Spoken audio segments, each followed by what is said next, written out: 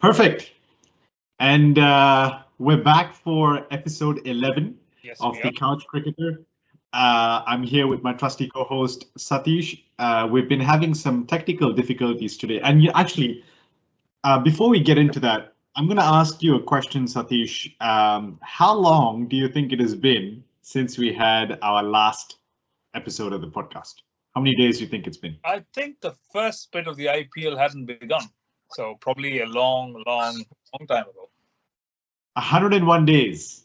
Yeah, about four It's months. been 101 days since our last podcast, and that probably explains why we're a bit rubbish with the technology this afternoon, or this evening rather, and it's not quite working for us. So apologies, Satish's video has gone a little bonkers, but that's okay. Will carry on as the troopers Same, that we but are. yeah, for it.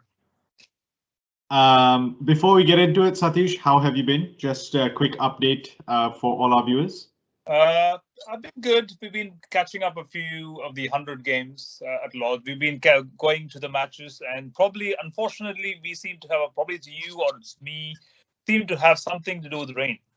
Every match we have Yeah, attended together, there's been some form of rain, maybe short, yeah, long, forever. So is it the weather? Is yeah. it It just for the just for our viewers, Satish, myself, we went to down to Southampton to watch India play at the World Test Championships.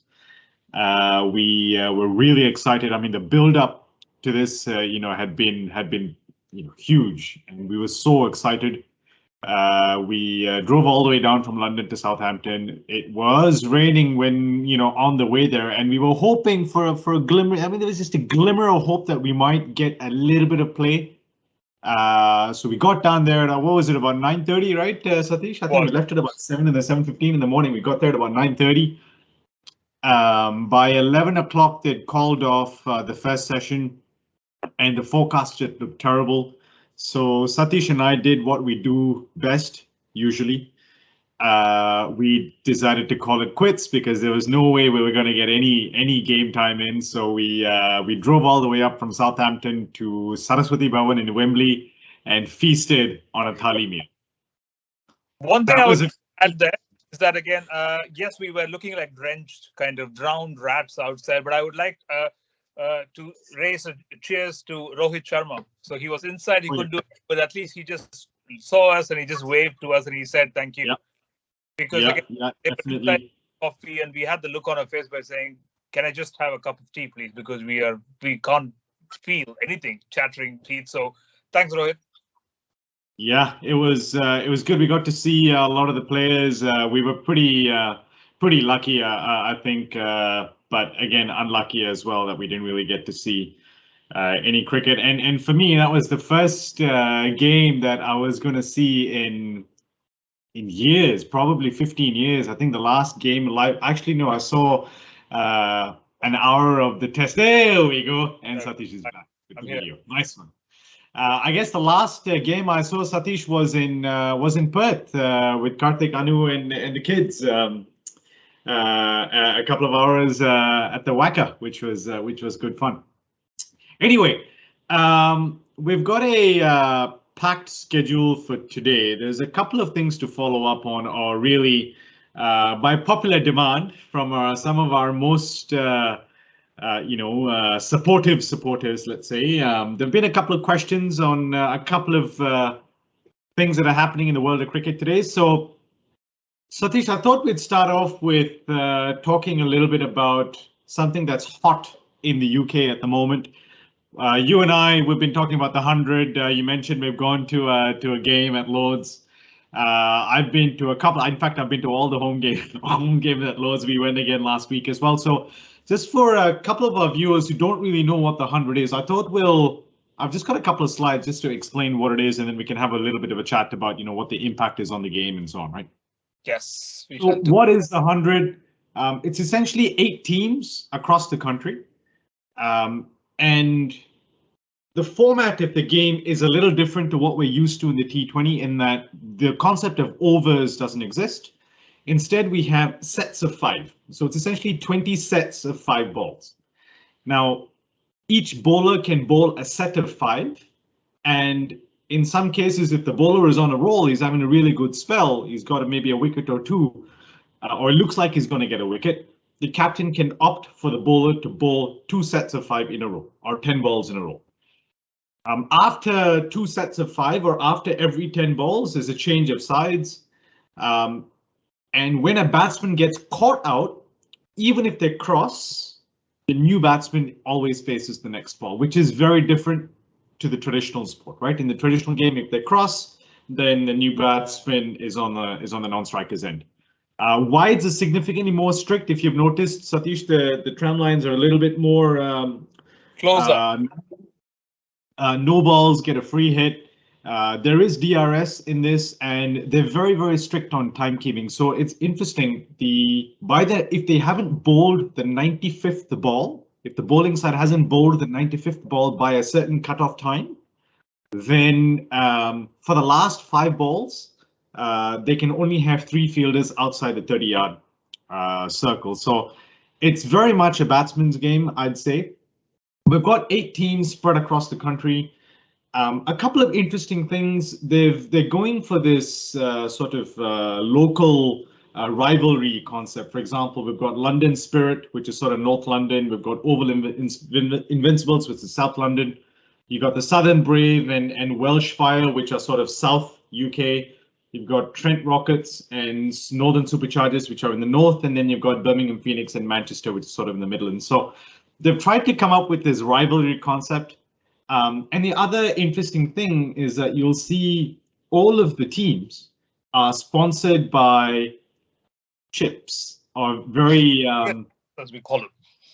Or crisps, as we call them here, right? And you don't have like big name sponsors like you have in football, like I don't know, like a bank or anything like that, right? It's just simple potato chips, which are essentially the sponsors.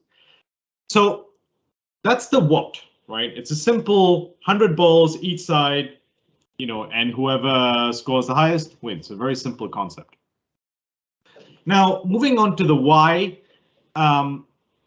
Satish, we can have a bit of a chat about this. I've put some thoughts together on this. Yeah. Obviously, there's a lot of greats of the game.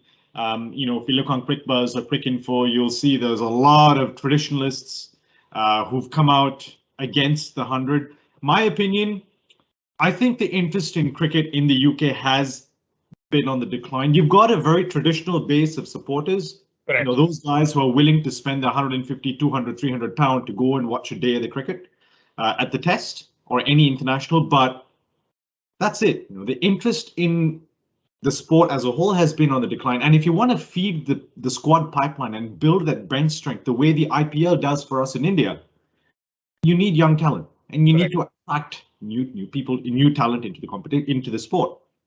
There is a healthy domestic competition. You've got the county, you've got the T20, the Vitality Blast, and all this kind of thing. But these are very traditional features. And again, they're appealing to that traditional base of supporters. If you want to bring in new blood, you need something new, right?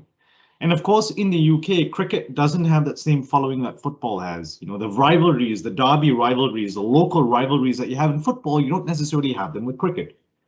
So in my opinion, I think, and even when we went to the game, we talked about this last Tuesday when we were at the game, all of the messaging around Lords was cricket, the 100 is for everyone.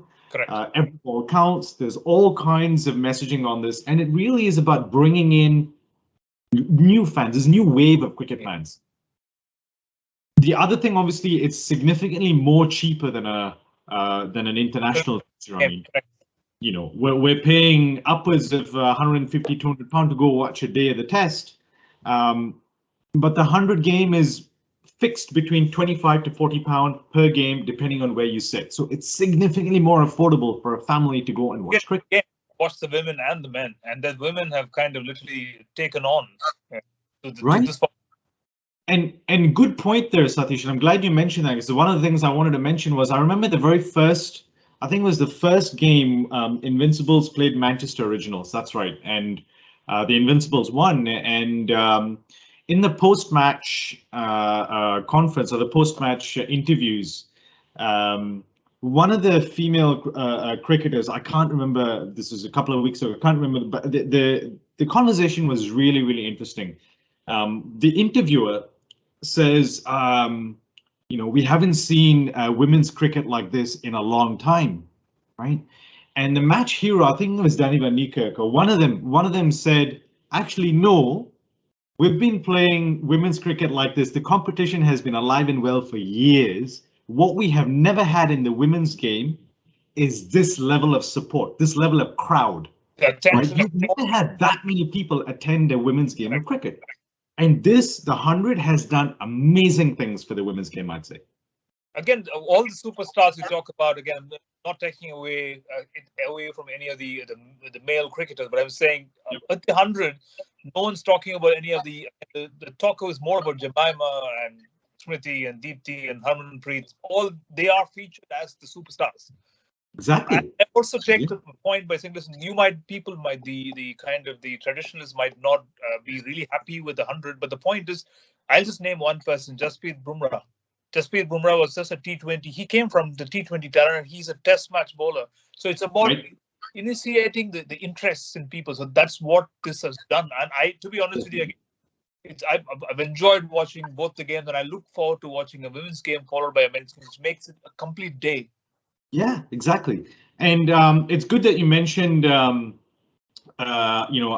Indian women's team. We've got 5 big name players: Shefali, Jemima, Smriti, Deepti, and Harmanpreet. All of them fantastic cricketers in their own right. Smriti Mandana has done very, very well for Southern Brave. Jemima is probably the leading run scorer of both the men's and the women's at the moment. I mean, she is having a roll. Every one of these cricketers have done incredible things for each of their teams, and they really have taken the sport so seriously. It's a pleasure to watch them play. I think it's done incredible things for the women's game and for kids too, for new kids to come in. In fact, almost at every game, they pick out a couple of kids and they ask them, what do you like about the game? And it's dynamic and it's really entertaining, and that's what they really enjoy about it. Now, for the downside, I was listening to I think I told you about this too. I was listening to a podcast with Jared Kimber. Great writer. I really enjoy reading his articles. Very, very good cricket writer. And he mentioned something that was quite interesting about the short format, like T20 and now the 100. And he says that it's artificially creating a result, in the sense that you are squeezing the game into such a tight schedule that the aggression, the pressure is forcing a result. Whereas we talk about Test cricket, it's not as artificially induced, if you want to look at it that way. And I think that's what's ticked off a lot of traditionalists, in that you're really sort of, because of the time pressure, you're kind of putting a lot of aggression, artificial aggression into the game to try and force a result. I don't know. What are your thoughts on that? To be honest, again, it's my opinion. Again, might be wrong. The feeling I get is, again, we are going to be in the future seeing Test cricket, T20s, and 100 or some other format. I have a feeling that the one-day internationals are is something that is in between, and then it's neither the kind of the technical cerebral Test match, nor is it the quick, I'm going to get it. It's just kind of action every second. So I think there needs to be a format that's going to be filling in that space. And again, potentially, if cricket is to become an Olympic sport, you cannot have a long format. You can't have a Test match, can't have one day. T20s are fine, but they seem to get dragged out. So they're looking for a format where it is approachable, and there is a possibility of it being considered an athletic event. So I think that is one of the things. And remember the kids, the kid commentators, I would call them, they're sitting behind. I remember this kid literally saying, I can see from here that the ball is pitching outside off stump. The waste of a DR review. I turned around, I thought I was expecting an 18-year-old. Voice was squeaky, but it's a 6-year-old sitting there, and he was perfectly right. The ball is pitching. I know I for a 6-year-old and a 50-year-old, but in general, I love what they're saying. They're sitting around, they're connecting to the team, they're wanting to prove. It's about bringing interest in them. Where do they go on to be Test players? Do they just remain 100 players? Do they remain T20 players? It's completely up to them and the talent that they possess. But this is an exposure for them to see that the people who are queuing up to watch it, the people who are there, and how the families are involved and the kids who are brought on board. I think it's about. I think it's resistance to change. It's a human nature. I mean, at the end of the day, that's what it is. Yeah, post T20 when he started, again, some people refuse to still watch it because they think it's not cricket. Yeah, and it's interesting you say that, because until last year, when when you and I started following every game of the IPL, very seriously. Up until then, I mean, we were following a game here and there, I think, over the last seasons, right? But last season, we started following it religiously. And I mean, up until that point, I didn't really enjoy watching T20 because it really got the blood pumping, isn't it? Your blood pressure was up every game when, especially, if your team was the chasing side in the second innings, the last guy, every game almost went down to the wire. And it's quite, quite exhausting watching T20 cricket. But I guess we've come around to it, and you hit the nail on the head. The fact that India has the bench strength that it has today, the fact that India could afford to send a completely separate side to Sri Lanka, and have another side in the UK for the England Test series, the fact that we could do that, let's not take away from the fact that a big part of that is because of the IPL. Cannot take that away from the IPL, and that's a huge success from that perspective. Right? Yeah, that's why I keep naming Bumrah, because Bumrah, he has the talent, but how did we notice Bumrah as a player? He came through the IPL ranks, then he's ended up being an intellectual using the smallest of angles. But the thing is, T20 brings its own nuances. Again, you can use it in Test cricket as well. I just think it's you can't just dismiss something outright, because in 2004, when the ECB came up with the T20, people were literally laughing at it. And in 2007, and then it came on, and then it was just taken on board in the IPL. This week, gone the distance. So we have to give it. I think we have to give it some time to see if it grows. If it doesn't, it will be another format. But what I enjoy is just a match between, say, a London Spirit and Birmingham Braves, or for example, someone like that. The people queuing up at the station to get to cricket is heartening. I'm enjoying the fact by saying, they're not saying it's just a bloody game. They just literally are turning up there, they're watching it, they're engaging themselves. And the involvement of kids is astronomical. They have to get in, they have to identify with certain people. Yeah, exactly. You look at kids, boy kids literally kind of wave around and talk about Jemima sitting at the back. It's amazing.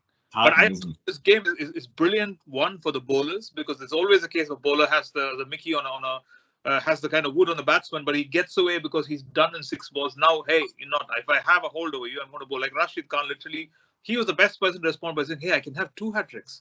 Exactly. That's how you think about 5 balls, 10 balls, it doesn't work. But he's literally thinking about how much he can have in the bank, the wickets bank that he runs. So definitely. I completely agree. And what the other thing that I thought was really interesting is, we both bought T-shirts and hats and whatnot, but within such a short period of time, each of these teams have built a pretty decent following of supporters, and it's the first season. Like you said, it's about the regional. You need to have some of that. It's good or bad, but you need to have some bit of you have to feed off south of the river, north of the river. These are all things that have existed forever. Let's just play with it. It's simple. It's as long as long as it's kept in the realms of decency, it's all perfectly all right. Yeah. So I guess I think we're more than halfway through. I think we're 6 games down. Every team plays 8 games, and then they go to a playoff. So I think this weekend is the 6th set of games. So I think we're heading towards that playoff period. Unfortunately, our team, London Spirit, the men's hasn't been great. We've lost. I think we've played 5. We've lost 4. And one of them got abandoned because of the rain. So we haven't been doing very well. And of course, our coach Shane Warne unfortunately tested positive for COVID. So not the best run for us, unfortunately. The women's team have done better, I'd say. But hey, it's interesting. It's got people talking. It's got a bit of a buzz. And it's kind of one of the things that I suppose we needed to fill that gap between, when the lockdown and everything got lifted and the Premier League starts in a couple of weeks. You need a little bit of a gap to fill, and people have taken to it. But you would notice the 100 has made you fall in love with Lords, not a Test match. Oh yeah, and for our viewers, I went to Lords for the very first time as a spectator on the 25th of July. And I was literally a kid in a candy store. It was brilliant. The atmosphere was incredible. Unfortunately, we couldn't watch the men's game because it rained out. But We got to watch the women's game, and it was like a carnival in there with the food stalls and everything. It was brilliant, wasn't it? Great atmosphere. It's an experience. Yeah. Anyway, enough on the 100. Again, one of the discussion points that has come up recently is so Australia won today, the fourth T20. They won by the smallest of margins. I won't call that by any means a convincing victory. But of five T20 series, Bangladesh has won the first three, and they've respectively won the series. With one more T20 to go, which is essentially a dead rubber. But the question from some of our fans was, what's happened? What's happened with Australia? What are your thoughts? It's a team in transition. Again, I'm sure it's been kind of said and mentioned so many different times. But again, they're still finding out their combination. And to be honest with you, a T20 is not kind of a yardstick to judge talent or how it's performing. It's on a given day. I think they're still gelling. They're still finding out who is the right combination. I think it's just but also we see they were in the ascendancy for a long time, and then there's some teams go through that phase. Probably it's a time for someone else to shine. That's basically what you can't be world champions forever. Every team is going to have a downturn. Again, India had it, England had it. Turn around. I think the only thing I would tell fans, followers, anyone was to do not write off Australia. You write off Australia at your own peril. Yeah, I think this will be a wake up call. My perspective. I think there's obviously there's a lot of things going on in Australia at the moment, COVID wise and so on. And I think a little bit of this might have been because of the unwillingness of players to travel. But to be honest, the bubbles don't help. It's easy for us to sit and say, "Why do you are a professional cricketer?" But again, can you stay away from your family or your loved ones for 18 months? Do it, and then that's the thing. I'm not. These are all, they could be termed excuses, but the point I'm making is, again, we need to cut them some slack. I think we're becoming a bit critical I think all of us are turning a bit into armchair. I agree, and so there's obviously that, and I think players are unwilling to get into that bubble, which is understandable. And then another reason I was thinking of was, we have Chris Lynn playing in the 100. I think we have a couple of Aussies playing in the 100 here, men's side. And you see, we've got some big names playing in the IPL. You've got Stoinis, you've got a couple of other guys, right, who are power hitters and power players, T20 power players. But somehow you don't see them making it into the national squad, which I think is quite interesting. And the other point is, Australia has a very healthy T20 league, right? The Big Bash it's pretty good standard. It's good quality, but it doesn't. What I think is the difference between playing domestic cricket in the Big Bash and playing the IPL is, and we've talked about this. In fact, a lot of the players say that. I think it was Sam Curran in a recent interview. He was asked what's it like playing alongside MS for Chennai Super Kings, and he said, the ability to learn from some of the greats in the game, the ability to train with people from different countries, different squads, different levels of skill. You don't get that only playing the Big Bash. No, and also Big Bash doesn't attract that amount of international talent. They should probably change that. They should probably get more people coming from somewhere where they can learn. For example, look at Devdutt Padikkal. For example, Devdutt Padikkal. The point I'm making is, again, he can go to Virat Kohli, then he goes to AB de Villiers and the plethora of other talent, by saying he can literally become a complete cricketer over a period of 2 months, leave alone how he performs in the T20. But again, the what you can learn and grasp and take on board is phenomenal. I think with the Big Bash, of course, they bring in some talent. But the point I'm making, it's not like a United Nations. Literally, most of the IPL teams resemble not quite the United Nations, but all of the cricketing nations, again, mostly. Again, let's not talk about the geopolitical problems. We'll leave that aside. But besides that, I think a team consists of at least a player from each cricket playing superpower or super nation. You've got English players, South African, Caribbean, and you've got Aussies in there too, and you've got Kiwis playing in the IPL too. So and you're right. Geopolitical issues aside, you've got a plethora of talent and lots and lots and lots of very skillful, highly skilled, some of the greats of the game. You can learn different things. With Chris Gayle, you can learn confidence. But literally by saying, he literally says, I am universe boss. I don't care whether you think I'm not saying it correctly, but this is who I am, and I'm going to literally kind of try bowling the ball on my arc and see what happens. So you can learn confidence from someone, from AB de Villiers. You can learn the. I've known of a few Indian players who are hockey players, but they don't bring their hockey talent onto the cricket. AB de Villiers is a star hockey player, and he literally does the scoops and the penalty corner. That's exactly what he does in cricket. That's Mr. 360 is half the shots of that. Are hockey. So it's about you learn a few that you can become without paying any money. You get paid to learn. That's the idea. Yeah, no, of course. And so I think that's perhaps Australia is maybe missing the trick there. But frankly, if anything, this will be a big wake up call for them. And I think the next series they play, they're going to come back stronger. And as you say, you mentioned it, you were spot on. I mean, anybody who dismisses Australia as a force to be reckoned with in the T20 World Cup, you do so at your own peril. And also because you might say people might say what they want, they might not like them. But again, just imagine for a second in the T20 World Cup, you're going to see Steve Smith and Warner back. With those two on board, then let's see what the other teams do then. That's going to be a completely different set of story. You'll have Pat Cummins in there. You'll have Josh. You'll have a full strength Australian side. I wouldn't draw too many conclusions from this, but it will be definitely a wake-up call for Australia, that's for sure.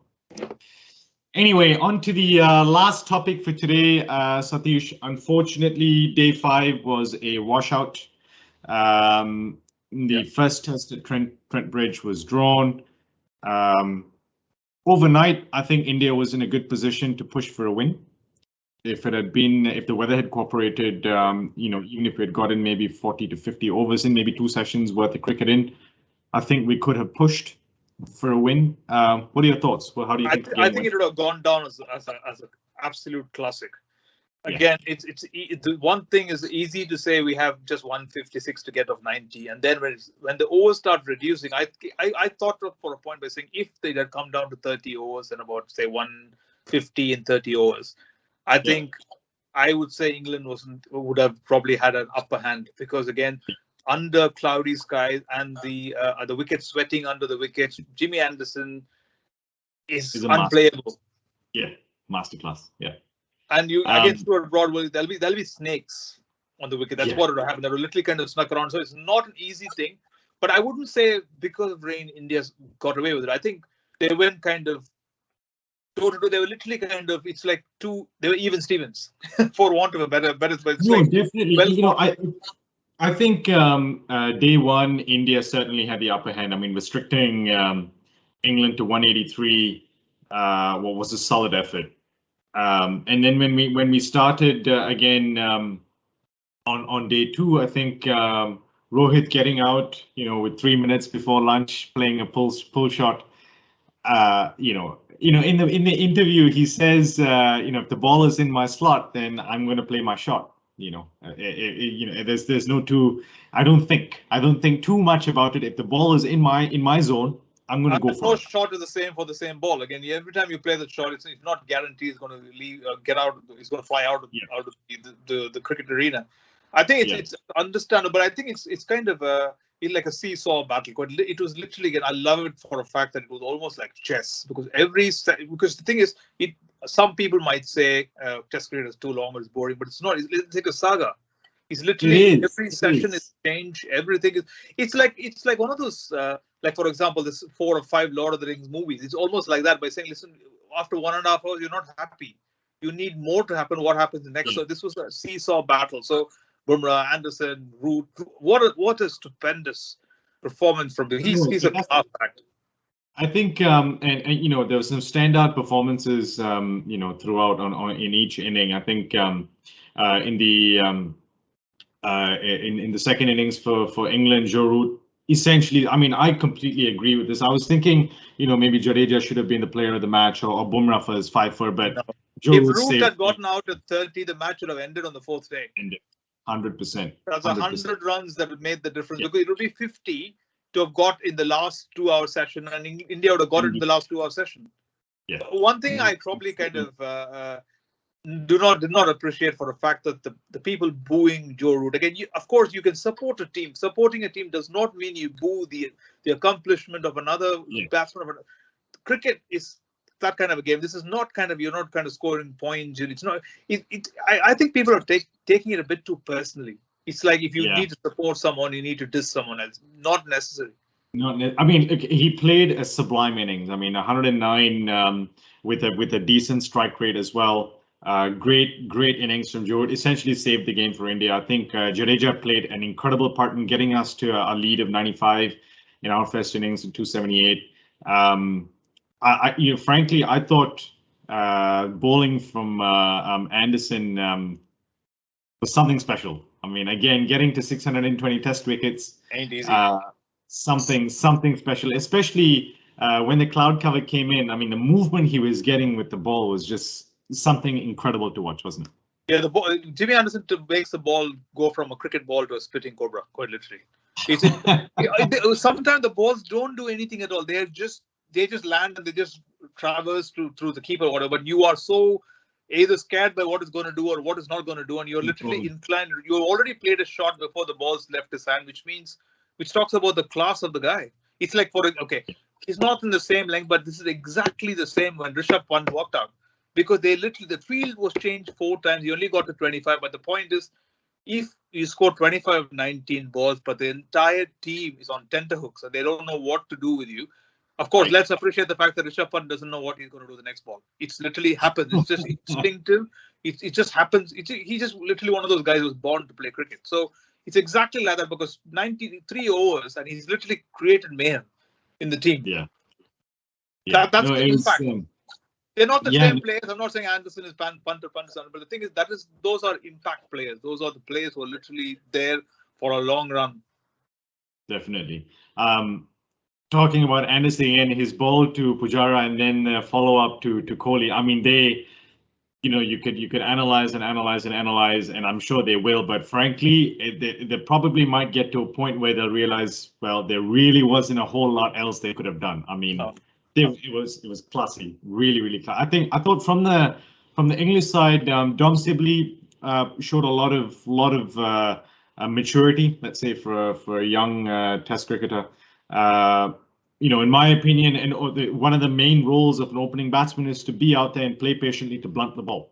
Correct. Right? See the new ball overs out, and I think he did a tremendous job of that both first and second innings. I think the way he got out in the second innings perhaps was a lapse of concentration, but if England continue to put up the fight that they have shown in this first test, one is going to be an incredible series, and I think they're they've got their minds in the right place when it comes to preparing for the Ashes at the end of the year.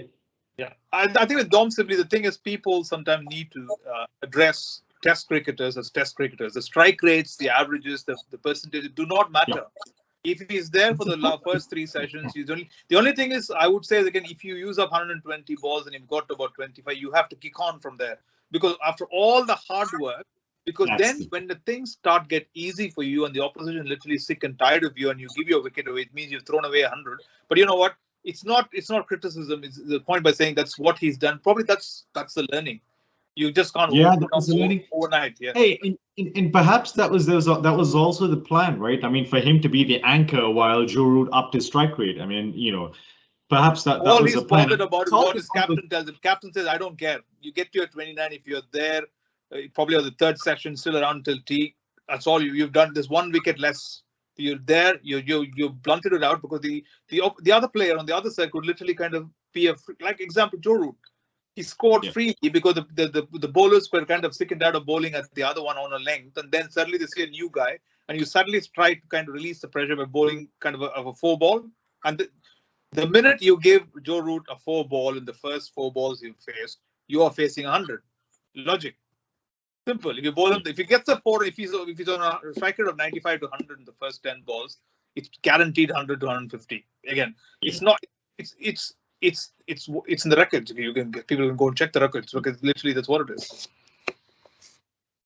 Look, it was so perhaps we will say it's a disappointing end to the first test, but you're right. Even Stevens, I think it was certainly set up for a classic.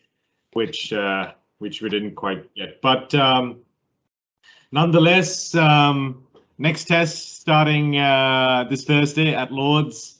Yeah, exactly. Please praying to the rain gods to give us 5 days of solid test cricket.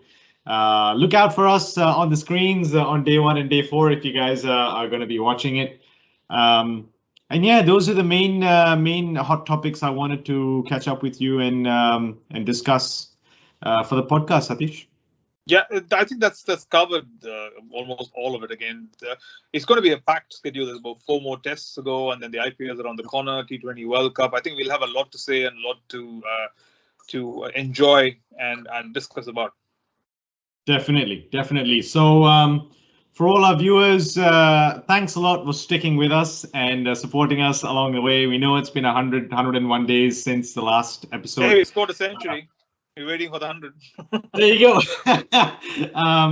We will endeavor to keep the length between our episodes shorter, but as Satish said, shorter. But as Satish said, there's just a lot of cricket going on at the moment, and we're trying to watch as many games as we can. So we will definitely catch up with you all soon. And with that,